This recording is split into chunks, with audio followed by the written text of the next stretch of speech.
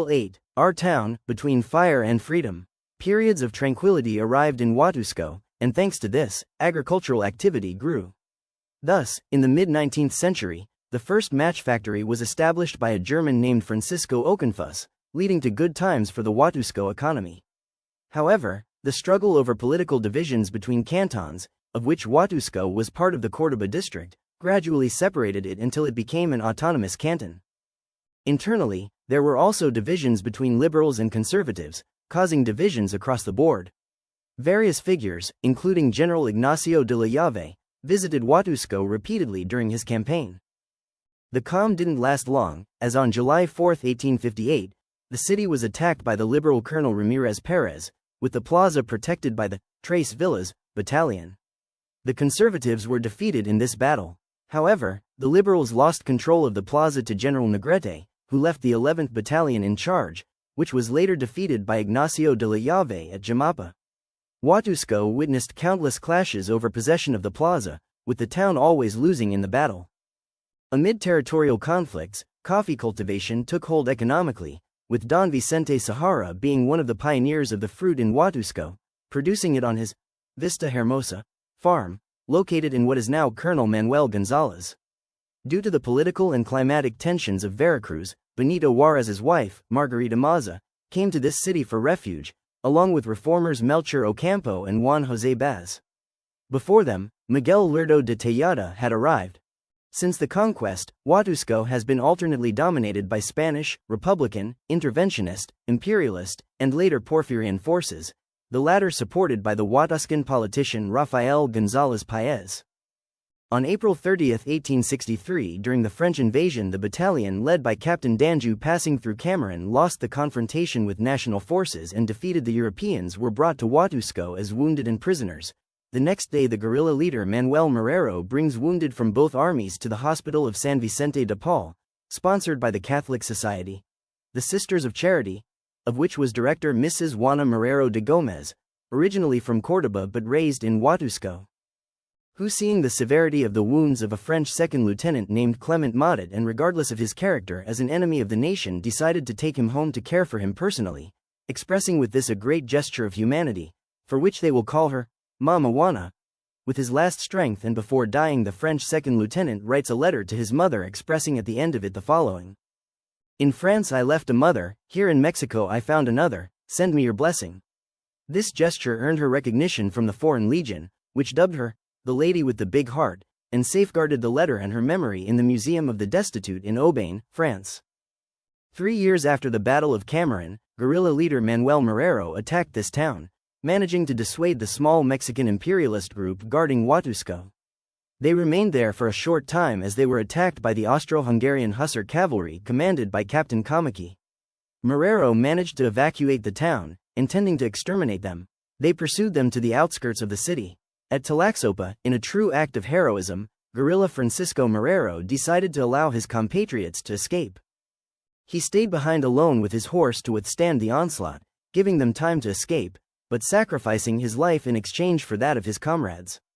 With the town now in the possession of the foreigners, they allowed Francisco's body to be taken to his family for a sacred burial and honors. With Huatusco in the possession of the French 81st Regiment, Colonel Honorado Dominguez, despite his inferiority, decided to attack at dawn. However, the fire in the square prevented him from achieving his goal.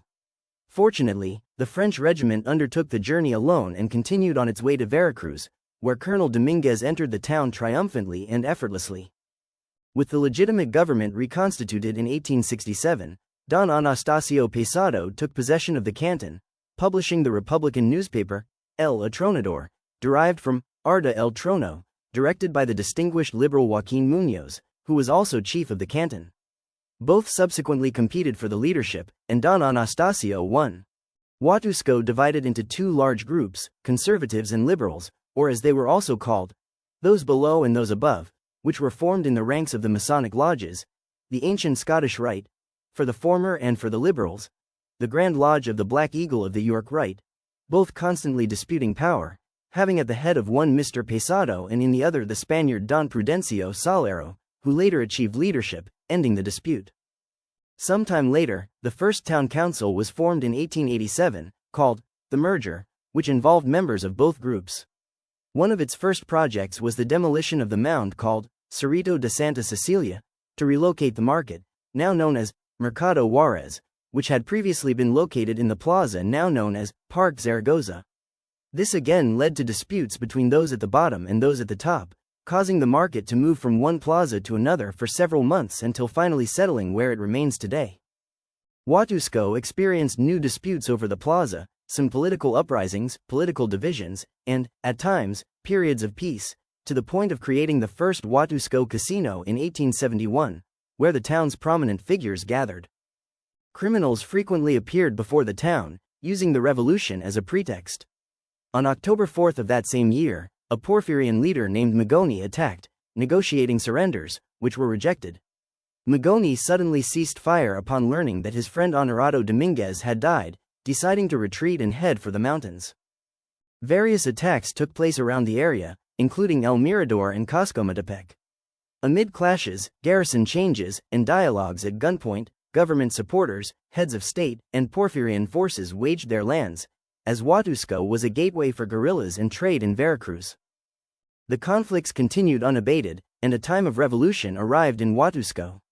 The city was taken in 1911 by revolutionaries Gabriel Gavira and Candido Aguilar, despite the attempts at resistance by the great political leader from Coscomatepec, Professor Joaquin A. Castro, who eventually fled to Puebla to save his life. Once the city was taken, the term political leader was changed to cantonal mayor, and Don Jesus Paez took over.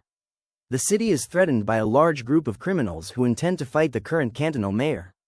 However, a group of citizens sent a letter to the state governor, Teodoro A. Dejiza, requesting that he order the cantonal mayor to withdraw this decision and prevent a greater tragedy by resisting the criminals. The letter was signed by José G. de Vega, Jesus Paez, Quintin Ruiz, Domingo Souza, Daniel Landa, Othan Paez, A. Paez, Leopoldo Rebolledo, Baldomero Gonzalez, and Francisco Rebolledo. The time of Victoriano Huerta arrives, and the municipal palace, along with some streets, are guarded by soldiers known as Los Pelones, the Bald Ones. This was part of the Huerta forces. After assassinating Madero, these troops, led by Romulo Huerta, fired shots into the air, looting safes, emptying fine goods stores, and burglarizing the Juarez market and some private homes. With the reform laws, politics laid the foundation for a modernist country, reinforcing the structure of the republic, separating church and state, and adhering to liberal precepts. During the Porfiriato, Huatusco and its inhabitants grew economically and culturally, adopting a French influence in both their habits and dress. With the rise of coffee, indigenous people and the bourgeoisie grew. At the same time, inequalities grew, and the proletariat was left behind, working long hours, landlessness, and low wages. This sparked national discontent and, with it, the Mexican Revolution, which led to many revolts, as the powerful were unwilling to lose their benefits and status. The clashes filled the streets of Huatusco with blood. Rebels were shot and hanged from the trees in the avenue and in the vacant lots that are now Maquina de Vega. The acts were so cruel that their limbs or genitals were cut off and hung around their necks, with a sign that read, "For Rebellion," attached. Meanwhile, the coffee plantations and mills continued to operate under exploitation, since capital accumulation only occurs through overexploitation of labor. Following these acts, Plutarco Elias Calles came to power and issued the Calles Law, prohibiting public activities by the clergy and promoting secular power. This marked the beginning of the persecution of priests in Huatusco, as well as fighting between the military and conservative peasants. They clashed outside the atrium of the La Trinidad chapel and pursued each other through neighborhoods until they found refuge in the neighborhood of the La Luz chapel, which was supported by the Bakers' Union. Men and women walked around armed, fearing that each day would be their last.